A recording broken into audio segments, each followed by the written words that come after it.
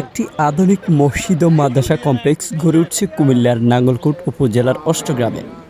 শুক্রবার এই কমপ্লেক্সের নতুন ভবনের নির্মাণ কাজের শুভ উদ্বোধন করা হয়।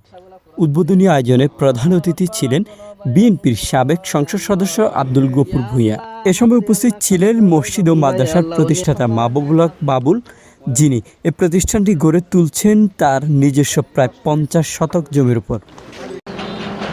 মাহবুবুল হক বাবুল বলেন, আমার বাবার রুহের আত্মার মাগফেরাতের উদ্দেশ্যে হাজী আব্দুল বারেক জুম্মা মসজিদ কমপ্লেক্স হবে ধর্মীয় শিক্ষা ও মানবিকতা চর্চার কেন্দ্র।